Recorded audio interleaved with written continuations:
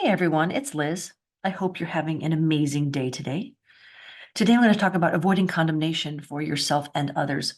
When I first start to work with coaching clients, I ask them in the first session to contract with me to never say anything bad about themselves ever again. And they're always a little surprised, like, what? Okay. But they always say yes. They give me a nod. They probably don't even realize what they're saying, what they're agreeing to. And now, I understand that as they say that, as people nod their heads, and I explain that they'll forget and they'll condemn themselves like, oh, I'm so stupid. I'll never do that. I'm not worthy of that. I can never have that. Oh my gosh, I don't deserve that. When does it ever happen to me? It happens for other people. I'm not wanted. I'm not loved. I'm not worthy. It happens for other people, stuff like that. And they don't even realize it's self-condemnation. They just see it as, well, true.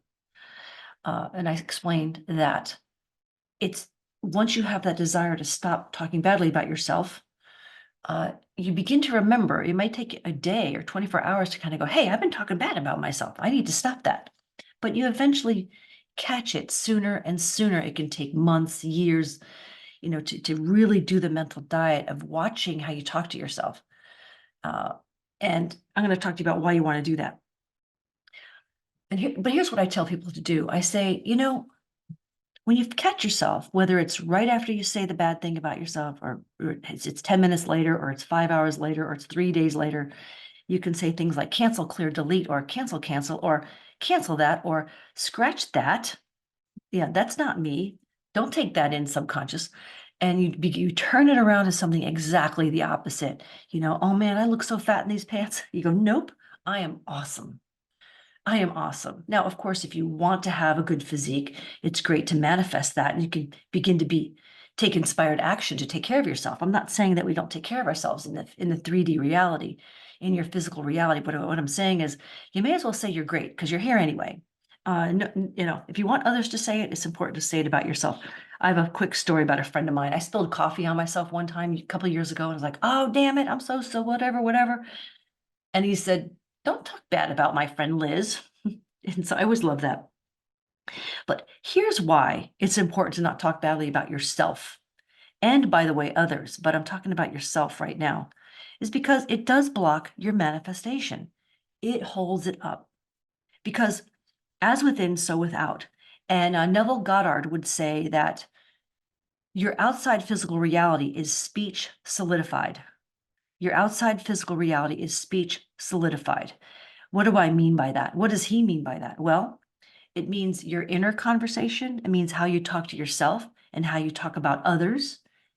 Your inner conversation, as well as your outer conversation of how you talk about others and how you talk about yourself, begins to solidify a physical reality around yourself. So if you're whiny, mopey, and complaining, you'll eventually, whether you're thinking about your own self or you're crabbing about other people, you create that reality around you somewhat. I mean, believe me or not, but it's true. And when you talk badly about others, all that bad talk actually ricochets back on you eventually at some point, and maybe not right away, but eventually gives you a worse day than you would have had if you'd been blessing others.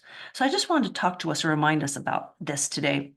It can block our manifestation. So let's say you want to love, you want a great new house, a great new job, a great business, a great franchise, but you're just whining, moaning, complaining about the manager that you've hired for your McDonald's, or you're whining, moaning, complaining about the other guy in the competition and how you can't and they can. Oh, they must have been given they must be trust fund babies, silver spoon in their mouth. They got all that money, and while you're thinking, oh, poor me, no one gave me any money, no one lifted me out of poverty, right? So if you're bad mouthing the competition and things like that, this is just an example. You end up having the competition, and if you if you begin to bless yourself and bless the other guy, bless the other people in your mind, you begin to have a better world. Now, I know I've worked with clients who say things to me like, I could never forgive him for such and such an ABC, for making me do such and such an, XYZ. And, I explain, well, no one makes you do anything unless you're, in Auschwitz and you're being made to kneel. I mean, there are situations, of course, but most of the time in this day and age, especially in the West and non-slavery countries, usually no one makes us do anything. We're just doing it because we want the money they have, or we want the cred, or we want the culture, we want to be found approved by society or by the family or something like that. Very few times does anyone make us do something.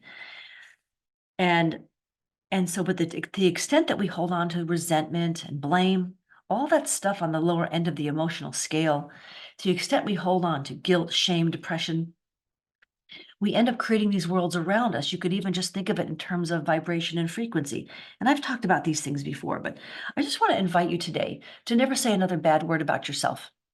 Never say another bad word about yourself. Do that first. So if, let's say something happens like, oh, I'm so something. I'm not even going to say anything because I don't want to create anything. I'm so something. You go, nope, scratch that. I'm amazing. I'm wonderful. Or if that feels too crazy positive for you, you can simply go more neutral and say something like, you know what? I'm going to figure this out every day and every way. I'm getting better and better. I'm getting better all the time. We'll figure this out. And to say things like, oh, isn't it wonderful that, or I'm so thankful that, and just begin to be thankful that you woke up today, that you probably slept in a bed, you're probably warm and dry, you probably have some food to eat and water to drink. Probably, if you're listening to this, you probably have internet and maybe a device to listen to this video on. You can be thankful instead of crabbing about stuff. When you can turn around your inner conversation about yourself and you begin to bless yourself and you understand that you're an aspect of God. I remember I used to be Catholic back in the dark ages, and we had a statement, God doesn't make junk. It's kind of a corny, campy statement, but it's true. Like, God doesn't make junk. If you're a creature of God, why would you talk badly about something God created? Maybe we've made mistakes. Maybe we could be better, but we're not junk. Why do we talk about ourselves as junk? It's kind of, if you believe in God or source, it's kind of an insult to take your creation and badmouth it.